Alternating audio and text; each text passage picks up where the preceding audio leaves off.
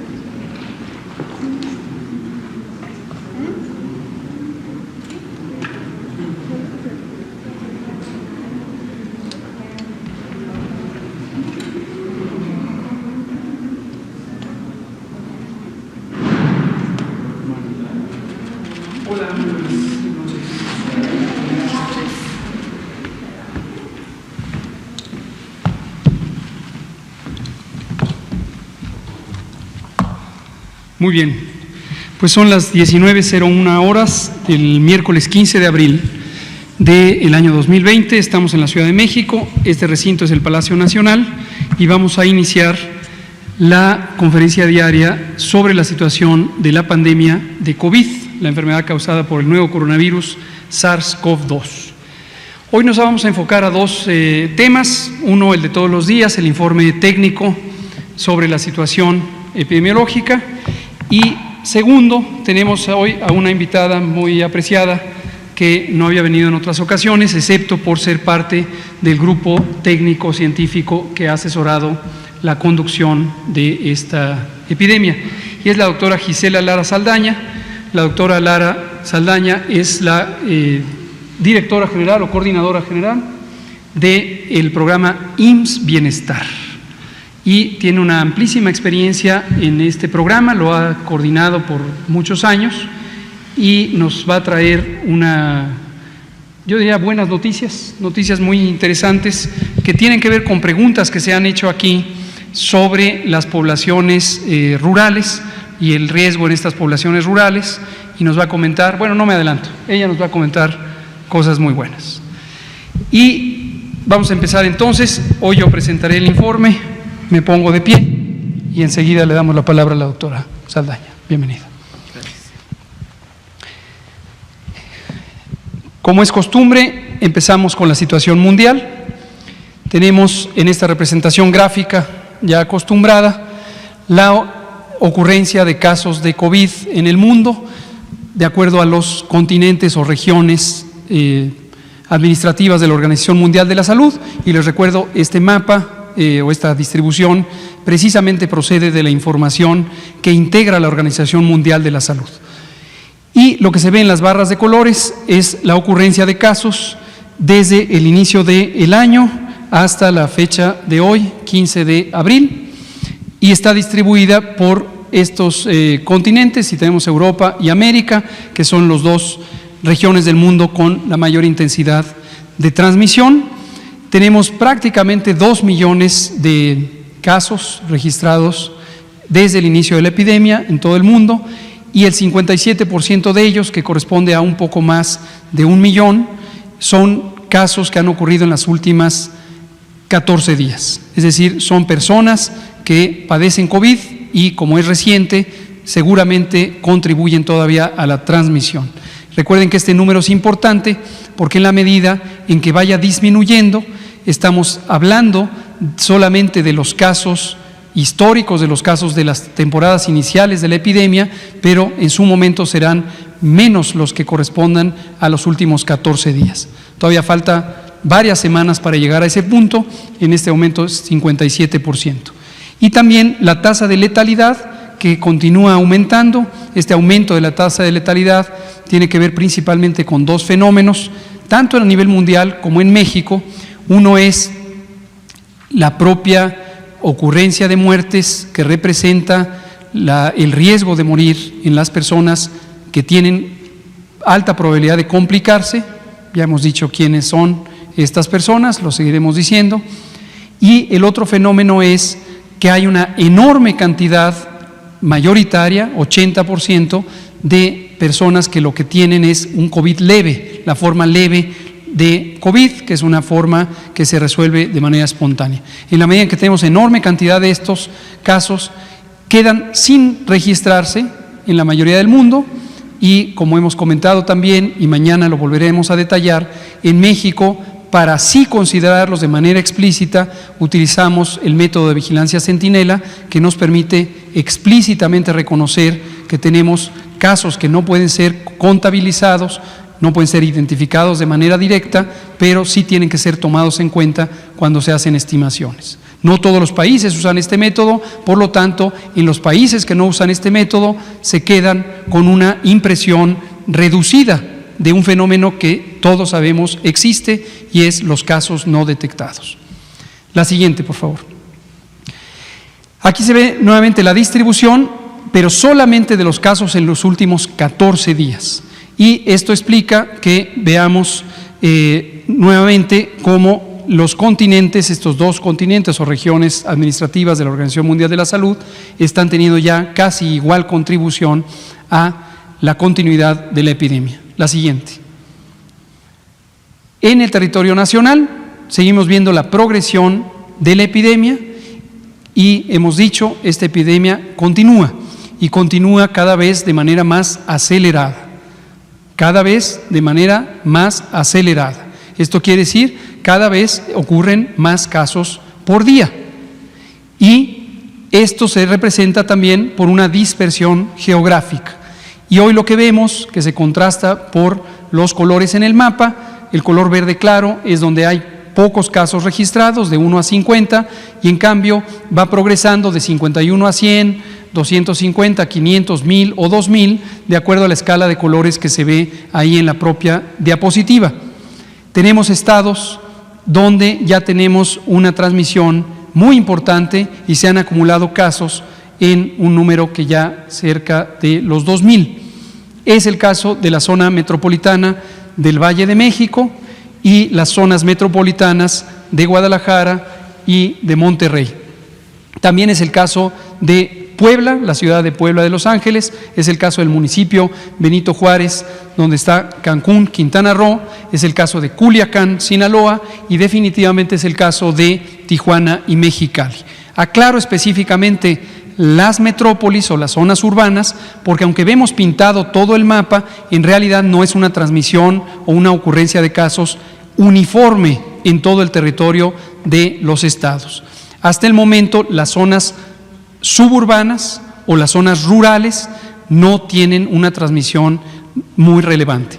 Estamos próximos a presentarles, no hoy, pero en fecha muy próxima, un mapa municipal. Y en este mapa municipal se ve con mucha mayor precisión que esta transmisión está focalizada geográficamente focalizada. Esto va a ser relevante para distintas modificaciones de las medidas que hasta el momento hemos tenido y las anunciaremos en su momento. Desafortunadamente, tenemos 449 personas que han perdido la vida por padecer la forma grave de COVID. Esta forma grave es fundamentalmente neumonía o neumonitis, como se le llama al daño pulmonar agudo ocasionado por virus y las distintas complicaciones que esto implica. Se han estudiado ya 42.702 casos que fueron reportados como sospechosos en su momento y que al hacerles la prueba diagnóstica resultaron en 5.847 confirmados y quedaron en el estado de sospechosos, pero ya negativos, 25.138, que se descartó la infección por el coronavirus. La siguiente. Aquí se ve en forma de una gráfica. Esto lo que permite es destacar la proporción numérica: 1.686 casos en la Ciudad de México, 659 en el Estado de México y de manera muy clara en los municipios conurbados del Valle de México, no en el resto del territorio de esta entidad federativa. Baja California, lo mismo, es fundamentalmente las ciudades de Mexicali y sobre todo Tijuana y el resto de los estados. La siguiente. Cuando lo vemos por incidencia, incidencia es una medida que nos permite comparar entre poblaciones de distinto tamaño. Es esperable que donde hay mayor cantidad de personas, hay mayor cantidad de casos.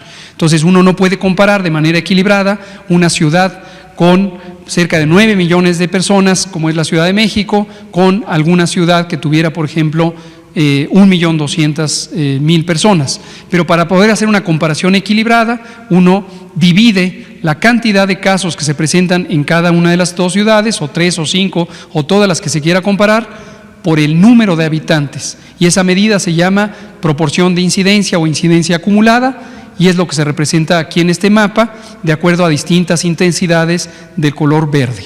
Nuevamente vemos a la Ciudad de México, vemos a el estado de Quintana Roo por el municipio de Benito Juárez, vemos a Baja California Sur principalmente por La Paz y la zona de Tijuana y Mexicali. La siguiente. Misma información, pero en este caso de manera gráfica, para ilustrarlo. Baja California Sur, que es un estado con relativamente poca población, tiene una importante incidencia, a pesar de tener pocos casos, relativo a su población, representa una incidencia que es la mayor del país en este momento. Quede claro que esto va cambiando. No quiere decir que de manera definitiva una entidad federativa que ocupa los primeros lugares de incidencia necesariamente seguirá siendo la primera siempre. Esto cambia de acuerdo a la intensidad de la transmisión de los otros estados y del estado mismo. La siguiente. Aquí lo que vemos, y nos interesa siempre destacarlo, es la distribución de casos graves que están en las barras amarillas con casos leves que están en las barras verdes. Hemos quitado ya, lo habrán notado desde hace unos 6 días, aquel diagrama de círculo o de pastel que tenía la proporción de graves y la proporción de leves, y dejamos muy claro por qué lo hicimos, porque en el momento en que entró la vigilancia centinela, sabemos, estamos perfectamente conscientes que no tenemos un registro directo de varios, una proporción importante de los casos leves.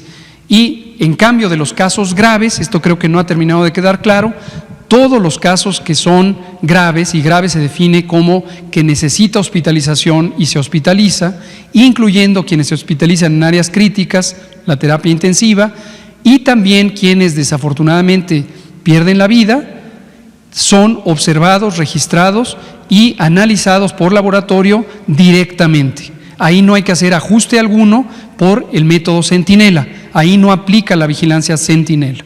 Pero en los casos leves, que son la gran mayoría, sí, como no son medibles de manera directa, sí hacemos la vigilancia centinela. Si tomáramos la distribución solamente de los casos confirmados, que son estos 5.847, tendríamos una estimación desproporcionada que haría parecer como que crecientemente tenemos más y más casos graves en comparación con los leves, cosa que no es el caso. Cada jueves estaremos anunciando las estimaciones de la vigilancia centinela, como lo hicimos inicialmente el jueves anterior. Pero aquí la señal importante es ver cómo en el adulto joven tenemos un predominio de los casos leves, pero en cambio en adulto mayor de 60 años las barras amarillas superan a las barras verdes. Esto quiere decir, tenemos una mayor frecuencia de casos graves comparado con casos leves, aunque también existen casos leves en adultos mayores. La siguiente. Esta es la distribución de los 5.847 casos confirmados, solamente son esos casos, de acuerdo a su estado clínico al momento de la hospitalización.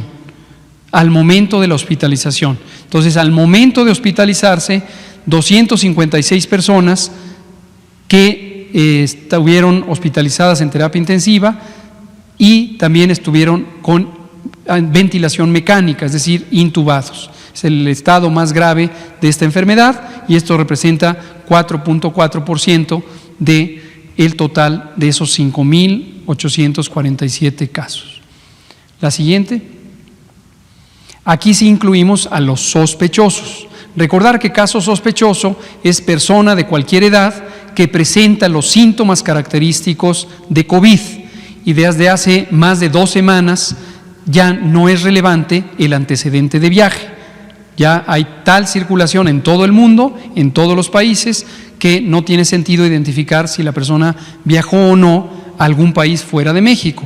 Y además tenemos suficiente transmisión en México como para que los contagios relevantes ocurran en el territorio nacional. Entonces, la definición de caso de COVID sospechoso es una persona de cualquier edad que tiene los síntomas característicos de COVID, fiebre, dolor de garganta, dolor de cabeza, más uno de otros síntomas accesorios, que son 6, enrojecimiento de los ojos, escurrimiento nasal, etcétera. En los casos sospechosos es donde se hacen los estudios de laboratorio para identificar si se tiene o no infección por el nuevo coronavirus. Quienes son confirmados están aquí y están distribuidos de acuerdo a su estado clínico al momento de la detección. Obviamente, la persona puede cambiar su estado clínico, tener enfermedad leve y posteriormente desarrollar una complicación, necesitar hospitalización y, por supuesto, eventualmente, afortunadamente, en una proporción pequeña, llegar a necesitar hospitalización en unidades de cuidado intensivo. Esta es la distribución. La siguiente. Aquí lo que vemos es la parte más lamentable de esta epidemia, que son los fallecimientos, la pérdida de la vida, la muerte. Y lo que vemos es 2 maneras de identificarlo. Una es en estas barras azules, estamos viendo la cantidad de personas que lamentablemente pierden la vida de acuerdo a la fecha en la que esto ocurrió. No necesariamente todos tienen, ayer me preguntaba alguien de ustedes, ¿cuánto tiempo transcurre la enfermedad desde que se presenta como enfermedad grave hasta que ocurre el fallecimiento? En promedio 9 días, en promedio, en México hasta este momento de la epidemia. Esto puede cambiar. Cambia de país a país, de acuerdo a muchos factores, y puede cambiar a lo largo de la epidemia.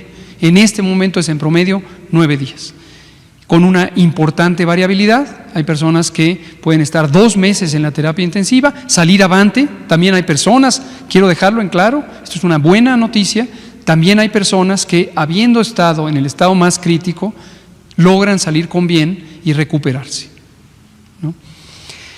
Y lo que vemos aquí es la cantidad de personas que han ido perdiendo la vida a lo largo de este tiempo y son las que ya mencionamos, casi 450, son 449 que se ven representadas en esta gráfica de acuerdo a esta línea de color negro. Y noté que algunas personas, de acuerdo a sus comunicaciones en las redes sociales, estaban confundidas respecto a por qué, si de un día para otro aparecían pocas personas que habían perdido la vida en las últimas 24 horas, el cambio de día a día era mayor. Concretamente había un ejemplo del cambio entre anteayer y ayer, donde hubo más de 120 defunciones, fueron como 47, si no recuerdo mal, que ocurrieron de un día para otro. Y sin embargo, la barra ayer estaba en 6 muertes. ¿Cuál es la razón? No es un error de la presentación ni de los cálculos. Lo que estamos representando aquí es de acuerdo a la fecha de la defunción, pero la suma de nuevas defunciones que presentamos todos los días depende también del momento de la confirmación por laboratorio. Entonces puede ser que hoy se tomó la muestra, mañana no está aún el resultado y está en la noche de mañana, entrará al registro hasta pasado mañana. Entonces, por esa razón, no debemos tener la expectativa de que estas barras coincidan con el aumento en este número de defunciones que ocurren todos los días. La siguiente. Esto es importante para recordar cuáles son las condiciones de salud o de enfermedad existentes en personas que desafortunadamente presentan complicaciones de COVID y tienen una mayor probabilidad de morir comparados con personas que no tengan estas características. Y lo recordamos cada día, adultos mayores de 60 años, y el riesgo va aumentando prácticamente por cada 5 años de edad, a partir de los 60. Segundo, mujeres embarazadas, tengámoslo muy presente, mujeres embarazadas, y también personas que padezcan estas enfermedades crónicas. Y no perder de vista que en México tenemos una altísima, muy alta frecuencia o prevalencia de estas enfermedades. Esto quiere decir que un porcentaje muy significativo de la población mexicana tiene sobre todo las 3 primeras condiciones. En México tenemos casi 35% de personas con hipertensión arterial, 14% de personas con diabetes mellitus y 75% de personas que tienen sobrepeso o bien obesidad, que es una forma más avanzada del sobrepeso. Por supuesto, tenemos también una alta prevalencia de esta enfermedad, que es el tabaquismo, una de las adicciones más frecuentes en México, y otros eventos, otras condiciones de salud. La siguiente, por favor. En esta diapositiva, lo que nos interesa señalar es 3 categorías del riesgo de presentar desenlaces fatales, de acuerdo a la edad solamente, independientemente de que las personas en distintas edades pueden también tener enfermedades crónicas. Y ojo, cuando alguien tiene más de un elemento de riesgo, por ejemplo la edad, y además hipertensión, y además diabetes, y además fuma, y además todo lo demás, va aumentando el riesgo. Entonces, ¿por qué digo esto? Para recordarles a todas y todos quienes nos escuchan que hay que cuidar de manera muy especial a las personas que tienen los factores de riesgo, solo por la edad o solo por las enfermedades, pero si se juntan, con mayor razón, tienen mayor riesgo de complicaciones y de desenlaces fatales.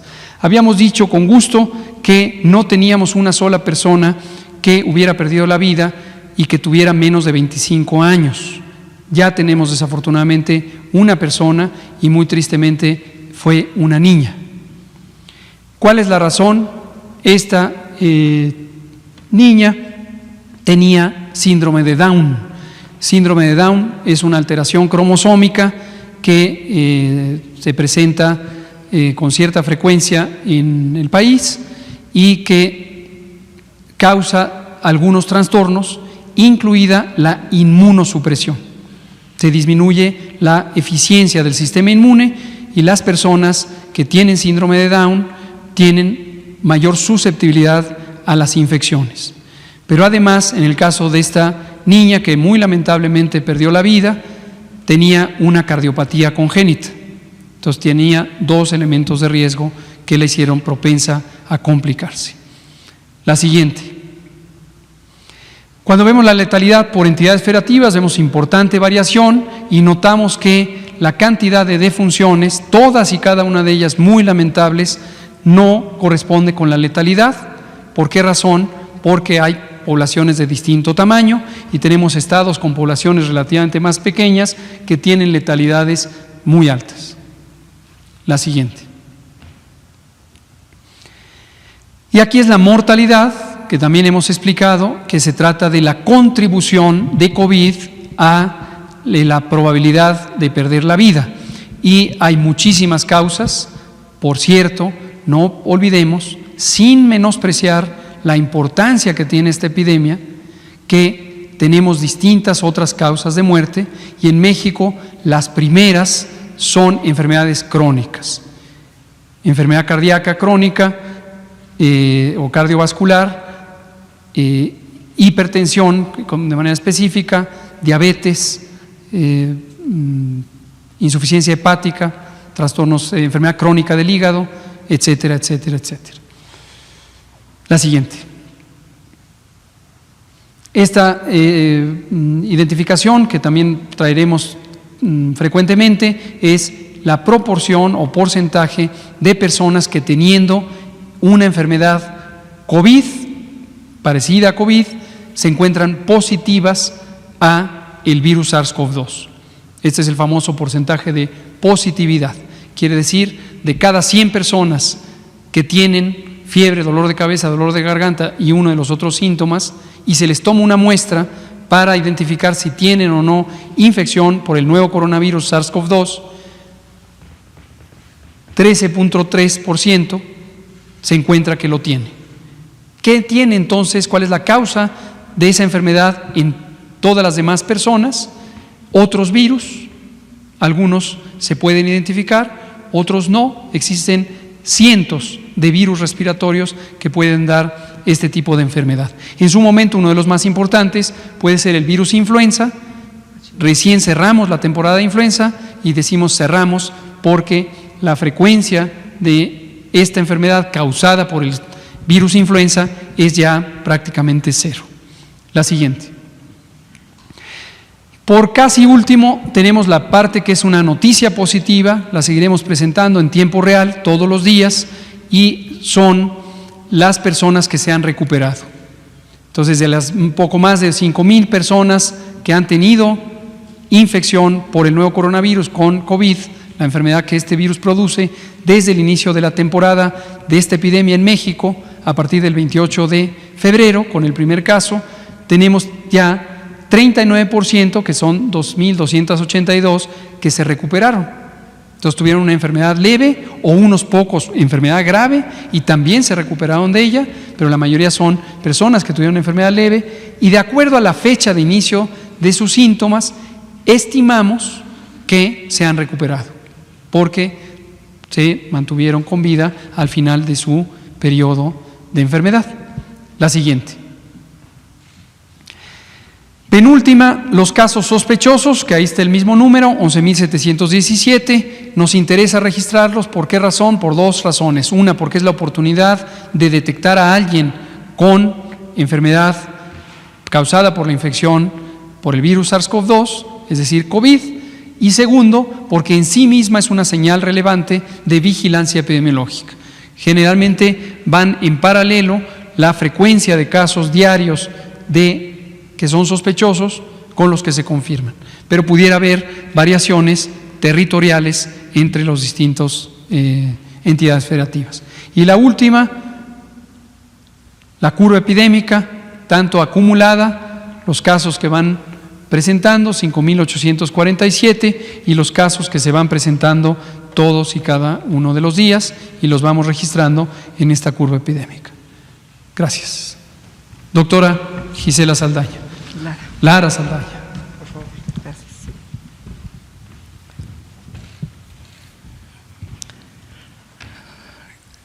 Gracias, doctor. Por favor, ¿me pone la primera? Bien. Les voy a hablar de IMSS Bienestar. Es un programa del gobierno federal, tiene 40 años de dar atención a población sin derecho a bienestar en localidades rurales, indígenas, de muy difícil acceso. Estamos en algunos lugares, en localidades de alta y muy alta dispersión primero y marginación también.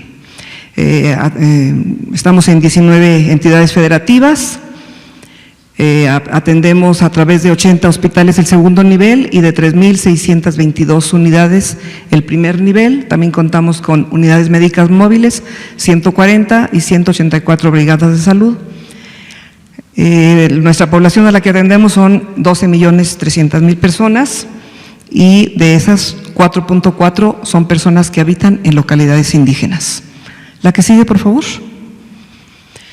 Bueno, a partir de que supimos del coronavirus en China, nos dimos a la tarea que de algún modo nos dimos cuenta que iba a llegar a México en algún momento, y el 31 de enero, un mes después, Empezamos una estrategia de capacitación a nuestros compañeros trabajadores, tanto los directivos de conducción en la operación como a los médicos y enfermeras, paramédicos, personal administrativo y personal de acción comunitaria. Y empezamos realmente a hacer una capacitación porque déjenme decirles que en muchos de los lugares no tenemos a veces internet. Entonces teníamos que empezar con mucha anticipación para que cuando nos apareciera en México, nuestros compañeros tuvieran la posibilidad de tener el mayor número de información y la mayor información posible. Les puedo decir que al día de hoy, el personal directivo de conducción, que en total son en promedio 750 personas, el 100% está capacitado.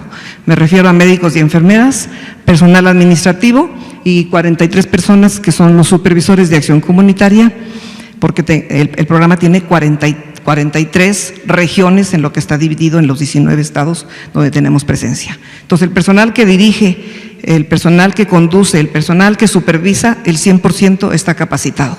Y del personal operativo que está en los hospitales y en las unidades de primer nivel, llevamos el 96%. Este 4% que nos falta está aquí, en la parte administrativa.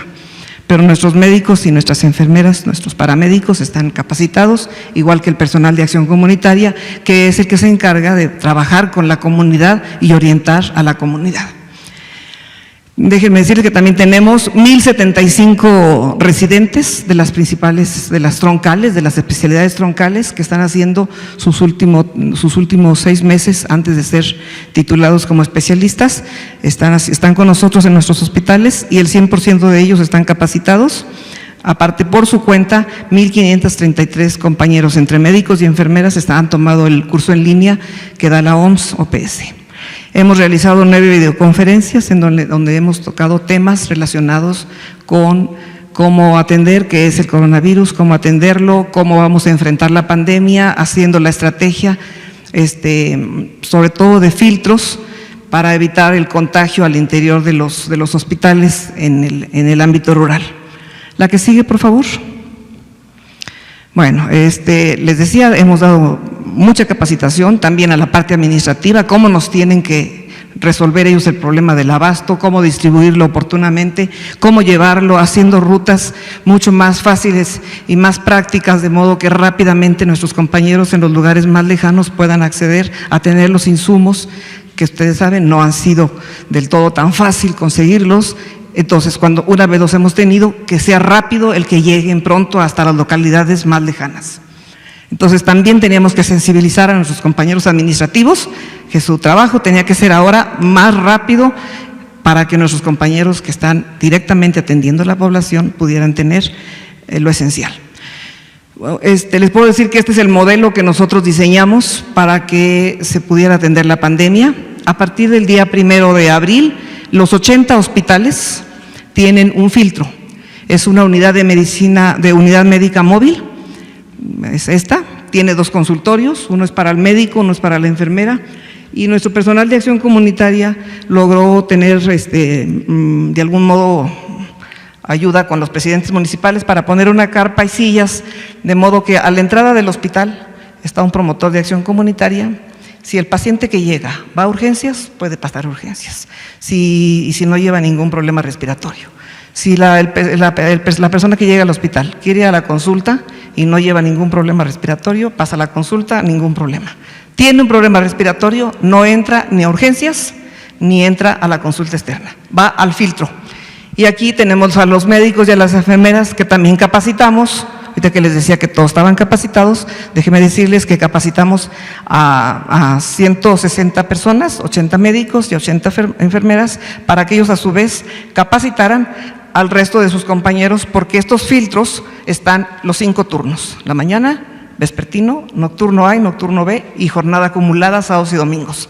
Las 24 horas del día funcionan los filtros, de modo que no haya contagio de un paciente que llegue con un problema respiratorio, pase a la consulta externa o pase al servicio de urgencias. Primero pasa al TH.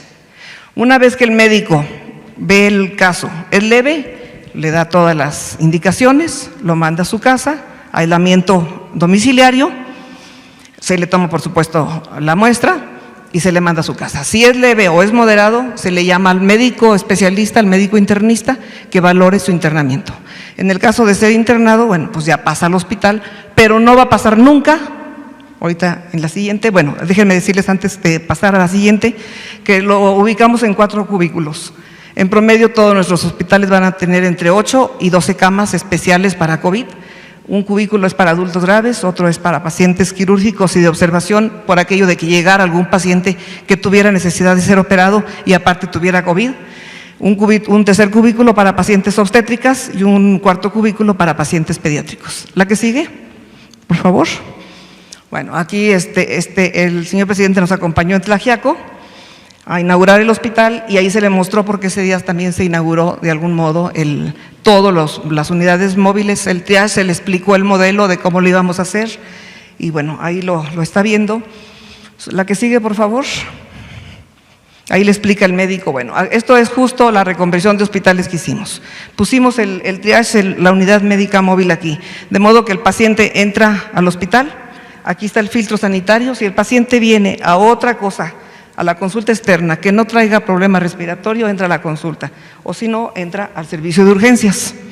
Si trae un problema respiratorio, se viene derecho hasta el triage, de modo que no toca el resto del hospital para que las personas que estén ahí no se contaminen. Y de aquí ya, dependiendo del caso, en el caso de ser hospitalizado, ya lo pondríamos en un momento dado en graves o en quirúrgicos, obstétrico o pediátrico. La que sigue, por favor. Al día de hoy, pues esas son las buenas noticias. Casos confirmados, llevamos 7, 4 han tenido que estar hospitalizados, a 2 los hemos manejado a 3 los manejamos de manera ambulatoria y a 1 ya lo dimos alta sanitaria. A todo el personal que nos llega, que es de salud y que tiene algún síntoma, también se le toma la muestra. Al día de hoy se le han tomado a 55 compañeros y 40 nos han dado ya el resultado, ninguno positivo, todos negativos, nos faltan 15 resultados y les puedo decir que estamos haciendo mucha prevención y creo que la gente nos está entendiendo. No es lo mismo que en la ciudad, en el campo es más fácil trabajar con las comunidades. Cuando uno les explica los síntomas, los signos, lo entienden, saben que si hay que tener aislamiento, lo tienen, saben que si no hay que salir de casa, no salen, cosa que ustedes saben que aquí en la ciudad pues no hacemos como que del todo mucho caso a veces, son muy ordenados, entienden, saben lo que eso pasa, ya lo vieron con el H1 y el N1, entonces lo entienden, siempre les recordamos eso. ¿Se acuerdan cuando llegó la H1, N1? Y todo el mundo se acuerda en la comunidad, entonces sí nos están haciendo bastante caso, entienden, y aparte tenemos una red de 315,000 voluntarios que trabajan de manera voluntaria para el programa y nos ayudan en su propia lengua a transmitir los mensajes de las medidas preventivas para evitar los contagios.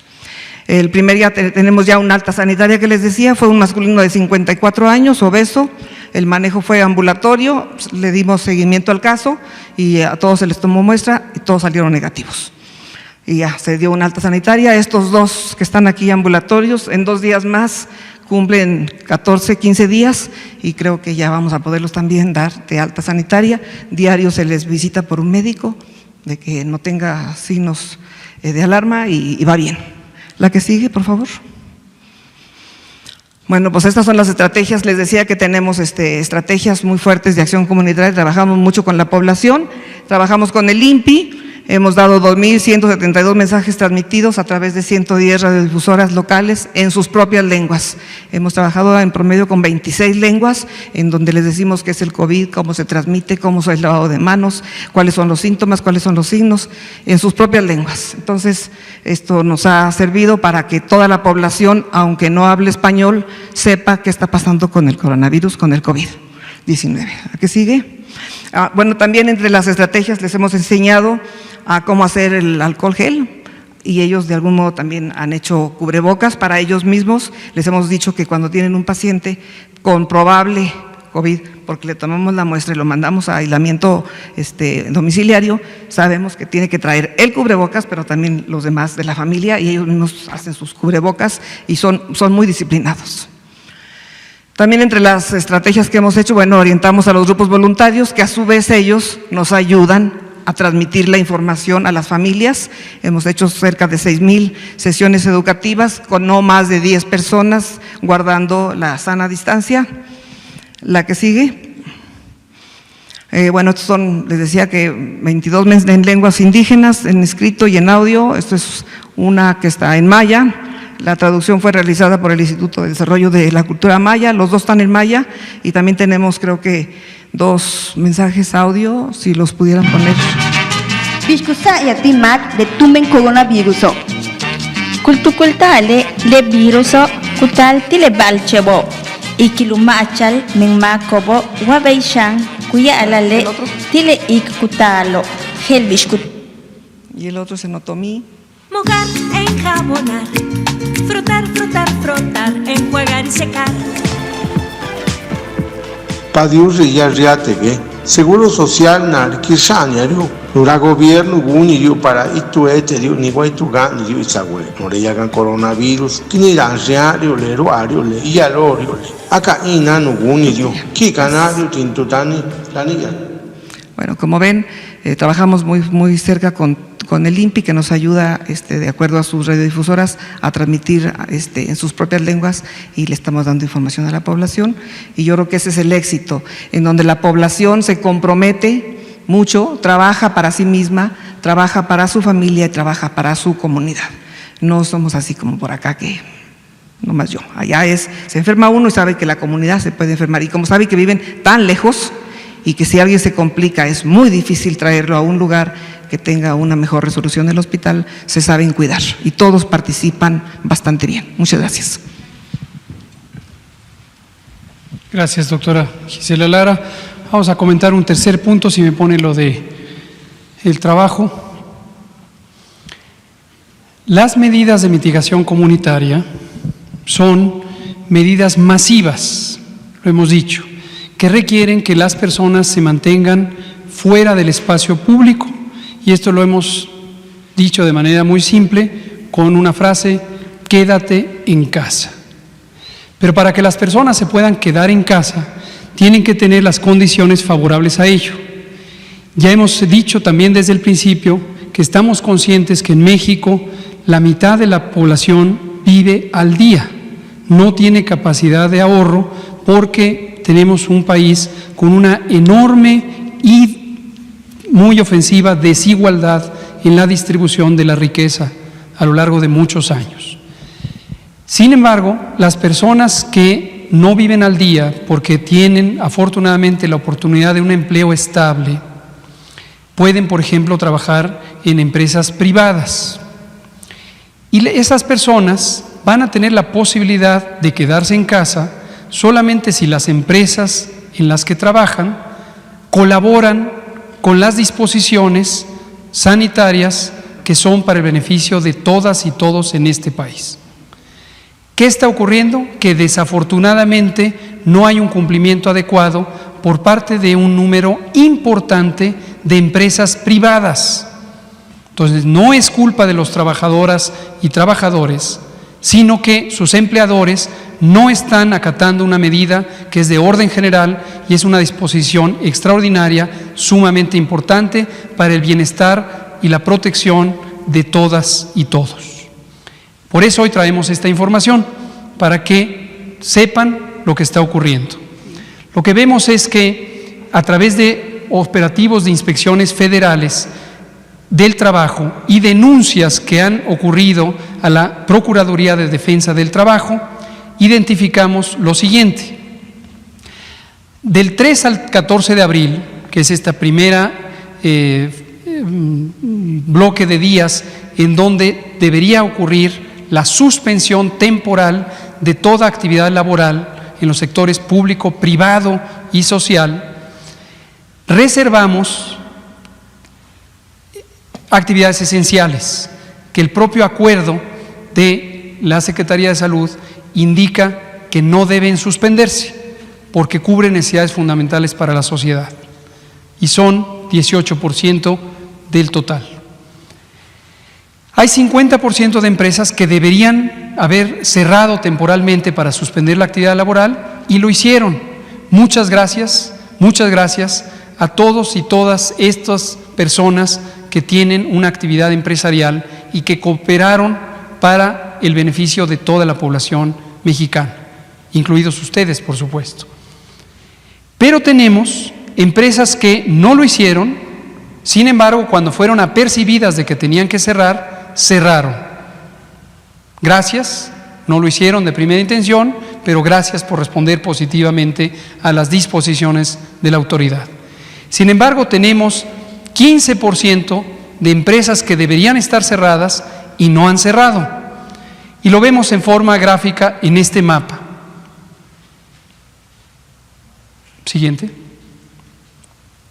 Aquí, en una porción muy importante del territorio nacional, ustedes pueden reconocer por la geografía los estados, pero por si no se reconocen de manera directa, aquí están los estados: Jalisco, Estado de México, Michoacán, Veracruz, Nayarit, Puebla, la Ciudad de México, Baja California, Aguascalientes, Hidalgo y Guanajuato. Las zonas industriales del país, allá y acá. ¿Qué quiere decir esto? Que en esos sitios no hay una contribución completa, como se espera, a la reducción de los contagios, porque las personas no se pueden quedar en casa, porque están en riesgo de perder su empleo, porque la empresa en la que laboran no está acatando disposiciones generales. Y estos son los sectores a los que corresponden: la industria automotriz, 25%, casi 26%, comercio o distribución de otros productos no esenciales, aquí están algunos ejemplos, la industria textil, la industria maderera y otras actividades como la industria aeroespacial, el maquinario industrial, la celulosa, tabacalera, construcción y otras industrias no esenciales. ¿Qué vamos a hacer? La siguiente. A todas las empresas que se niegan a cerrar, se les levanta un acta de inspección en materia de seguridad y salud en el trabajo. ¿Por qué razón? Porque esto da inicio al proceso de sanción. Y la Secretaría del Trabajo, como autoridad competente en materia laboral, da vista a la autoridad sanitaria para que realice el procedimiento correspondiente a la clausura. ¿Dije clausura? Sí, a la clausura. Y se da vista también al Ministerio Público para que se realice la investigación correspondiente al posible delito, porque aquí estamos hablando de un daño a la salud que puede costar la vida. Lo traemos aquí para que la población lo conozca, para que sepamos lo que no está ocurriendo y debería ocurrir, y lo que va a seguir a continuación a partir de ahora. Gracias. Vamos a abrir a preguntas y respuestas. Araceli, usted y usted. Gracias. Por favor. Preguntarle, Araceli de Canal 11, preguntarle si va a haber mañana anuncio de que entramos a la fase 3. Si no es así, ¿qué día de la semana se planea dar este anuncio? Si ya estamos en fase 3 y se va a mencionar como cuando se hizo el cambio a fase 2. Y mi segunda pregunta, si es tan amable, ¿cuál es el procedimiento o bajo qué criterios están repartiendo los insumos que llegan en los aviones? ¿A qué estados primero? ¿A todos por igual? ¿Bajo qué criterio? Si nos explica el procedimiento, muchas gracias. Con mucho gusto. Sobre lo primero, no adelantemos vísperas. Cuando haya una noticia relevante, la daremos a conocer en tiempo y forma. Sobre lo segundo, los criterios dependen de la necesidad y hay varios criterios indirectos, como el tamaño de la población, la cantidad de unidades de salud, la cantidad de pacientes que se estima de acuerdo a el número de camas o consultas, y esto es información que conocemos por los estados. El martes que tuvimos la videoconferencia semanal con los secretarios y secretarias de salud, volvimos a aclarar que en la medida en que haya una correcta vigilancia epidemiológica y se notifiquen adecuadamente los casos sospechosos y los confirmados, esto nos permite saber con mayor precisión cuál es la intensidad de la transmisión de COVID en cada una de las entidades federativas. En la medida en que hay una transmisión importante, tienen la necesidad de mayor cantidad de insumos. Los estados que tienen pocos casos registrados, inferimos que no tienen una intensidad importante de enfermedad. Esto es notificación que producen los estados, que quede claro eso, y en la medida en que nosotros en la Federación conozcamos que hay necesidad, por supuesto que se transfieren los insumos correspondientes. Gracias. Por favor. Y por favor. Gracias. Buenas noches, Bianca Aguirre de Notimex TV. Preguntarles sobre la Guardia Nacional. Minutos antes de las 5 de la tarde, pues ya en Twitter ellos lanzaron que ya están saliendo a las calles, en este caso al resguardo de hospitales del IMSS. Esto va a ser esporádico y también acerca de los insumos. Hay hospitales que han hecho manifestaciones. Ayer, por ejemplo, el 1 de octubre, hoy el hospital 20 de noviembre, siguen quejándose de que no dan los insumos todavía. Gracias. Muchas gracias. Sobre la Guardia Nacional no cambia sus atribuciones legales, tiene la obligación de salvaguardar la seguridad pública y ser auxiliar de las distintas corporaciones para hacer cumplir la ley y mantener la paz pública, mantener el orden y lograr la integridad tanto de las instituciones como de las personas. Entonces, donde se necesite, pues tendrá que acudir en operativos preventivos y esperamos que esto contribuya a mantener la paz. ¿También va a ser en hospitales privados? La Guardia Nacional tiene un mandato genérico para todo el país y no es solamente en instalaciones de salud, en cualquier situación donde se requiera la asistencia para garantizar la seguridad ciudadana. Por favor. Los insumos, justo lo mismo, se van distribuyendo de acuerdo a dónde llegan. Ayer decíamos que es muy útil que haya denuncias, tomamos nota de ellas y se investiga de manera directa cada institución dónde hay un faltante y por qué razón. Gracias. Buenas tardes, compañeras, compañeros. Héctor Latempa, de Puntos Suspensivos Radio, Puntos Suspensivos Comunicación. Doctor, nada más recordarle, bueno, el motivo de mi presencia aquí es para dos cosas. Una, la mañanera del 4 de abril, en sábado, fue la primera mañana, tuve oportunidad de hablarle de un programa acerca del doctor José Antonio Lara Peinado.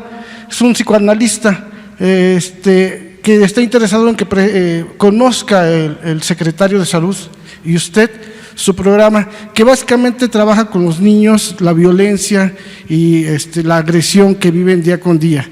Es un trabajo ya comprobado, ya lo habíamos platicado, ya están enterados, pero salieron pronto y ya no tuve oportunidad de entregarles el trabajo metodológico. Bien. Ya tuve oportunidad de ver, estar en la clínica del profesor, no lo conozco todavía yo aún, pero me proporcionaron su libro y me dejó un recado en el libro porque él está trabajando ahorita, da consultas gratis vía telefónica, él está en Hidalgo y ayuda ahorita precisamente para todos los casos de ansiedad, de depresión y todo lo que se está empezando a dar ahorita con los casos de que estamos encerrados y de que esto se va a poner peor.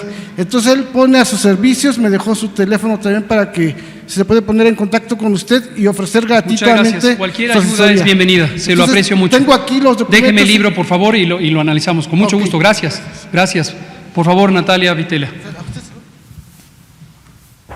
Buenas noches. Tengo varias preguntas, doctor. La primera es saber si el total de pruebas que se han realizado agrupa casos confirmados, casos negativos y casos sospechosos. O sea, son 42,000 pruebas las que se han hecho. Es correcto. ¿El factor de expansión cambia según la entidad? Se lo digo porque el 13 de abril la jefa de gobierno, informó que había 855 casos confirmados, es decir, 6,000 casos, entendiendo el modelo Centinela.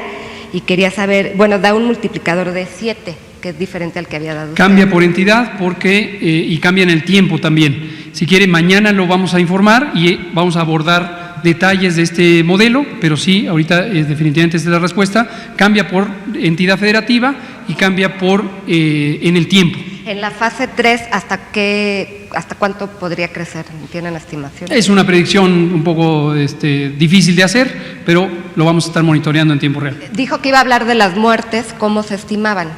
¿Nos puede explicar? No se hace una estimación, se hace una contabilización directa debido a que el 100% de los casos fatales son analizados. Perdón, ya nada más, ¿qué cambia en la fase 3, además de esto que nos acaba de Cuando decir? anunciemos la fase 3 lo explicaremos.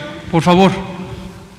Hola, Ernestina Álvarez de MBC. Quería ver si ha tenido contacto con algunos gobernadores, sobre todo de Acción Nacional, quienes a través de sus redes sociales han denunciado que estos insumos que les llegaron de personal médico pues es de mala calidad. Incluso ellos han puesto algunas fotos donde estas batas son completamente transparentes.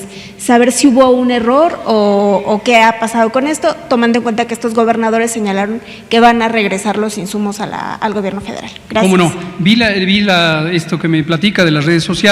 Lo que hay no es ningún error, es un problema de comunicación. Se especificó cuando se mandaron estos insumos, estas batas transparentes, por si usted se las encuentra en algún medio de información o en las redes sociales, no tienen un uso clínico. No tienen, si nos están escuchando estos respetabilísimos gobernadores con quienes hemos tenido múltiples conversaciones de otros temas, lo que les recuerdo es estas batas transparentes y los insumos que circularon ustedes fotos no tienen una indicación de uso clínico, es decir, no son para médicos y enfermeras que están en las unidades de salud, precisamente porque son de un material muy delgado. Esto no es tampoco, que quede muy claro, lo que se compró en China. Aunque son de fabricación china, no es lo que vino en los aviones por compra. Esto fue un donativo, así como hemos tenido muchísimos. Y lo que se pretende es tener una bata de uso muy simple para el personal comunitario que tiene un riesgo de exposición muy bajo. Por ejemplo, quien está en la puerta de una dependencia pública haciendo los filtros sanitarios, tomando la temperatura, puede usar este tipo de equipamiento. Muchas gracias. Vamos a dar lugar a la última pregunta, a una mujer, nos queda 1 minuto y medio. Muchas gracias, doctor Nurit Martínez, del periódico El Sol de México. Preguntarle, de estas localidades capitales que usted ya habla, que están en una condición pues muy por delante del resto del país, ¿podríamos decir ya que son los focos rojos? Ayer hablaba usted de una fase 3, prácticamente los hechos en estos lugares. Y la otra, respecto a la última pregunta de mi compañera, nada más para precisar, ¿hay una confrontación con los gobernadores por la calidad de los insumos? Gracias por sus preguntas. Retomo sobre la segunda porque conecta con lo que platicó su compañera. No hay confrontación alguna con ningún gobernador por razón alguna. Como hemos dicho siempre, estamos perfectamente dispuestos a escuchar cualquier inquietud que haya sobre este o cualquier otro tema.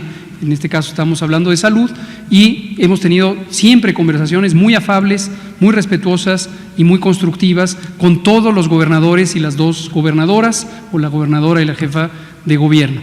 Entonces, en este momento lo que identificamos a partir de la comunicación que ellos hicieron pública, autoidentificándose en un grupo que ellos mismos ya se habían suscrito, es totalmente respetable también que se organicen como consideren más procedente, y en este grupo de gobernadores de Acción Nacional, como se ha denominado al grupo, escuchamos con el mismo respeto que escuchamos a cualquier otra agrupación o a ellos con mayor razón, son la autoridad sanitaria en los estados. Y lo que haremos es aclarar el punto, espero que esta comunicación pública ayude, pero se hará también de manera más formal. Estos equipos no tienen una utilidad clínica, no fueron enviados para la utilidad clínica y tampoco es lo que se compró en China, con el propósito de dotar de equipos de protección personal. Simplemente es un donativo que tiene utilidad para los servicios comunitarios de bajo riesgo de exposición. Y sobre la primera pregunta, es importante, qué bueno que hace esta pregunta, la distribución de la enfermedad COVID es heterogénea, es decir, ocurre en parches. Recordarán que desde enero, cuando presentábamos continuamente la tabla de medidas de control sanitario correspondientes a cada fase, identificábamos que de acuerdo a dónde hubiera la transmisión, se aplicarían ciertas medidas. Cuando anticipamos en México, que esto es algo relativamente inusual en otros países, anticipamos casi 15 días las medidas de fase 2, preferimos aprovechar la oportunidad de hacer las que se pueden hacer nacionales. Y esto lo anclamos en términos de tiempo a la suspensión anticipada del ciclo escolar y aprovechamos para lograr una inmovilización masiva y tener la mayor reducción de casos. De aquí en adelante, donde ya tenemos una muy importante diferencia de transmisión, focalizada principalmente en las zonas urbanas y las metropolitanas, definitivamente es deseable que tengan un ritmo diferente. Esto lo comentamos también referido al Valle de México hace casi 4 semanas y por eso promovimos lo que en su momento fue una iniciativa de la jefa de gobierno y del gobernador Alfredo del Mazo, que tomaron el control de lo que les corresponde, trabajando aliados en un ambiente de colaboración metropolitana. Entonces, ellos, ustedes lo habrán notado, han tenido anticipación de algunas medidas. El cierre de los comercios, por ejemplo, fue un poco más estricto en esta zona de lo que ha sido en el resto del país. Eso es correcto, porque nos permite precisamente segmentar las intervenciones de acuerdo a donde se necesita según la intensidad de transmisión. Muchas gracias, me parece que ahí terminamos. Gracias, nos vemos mañana.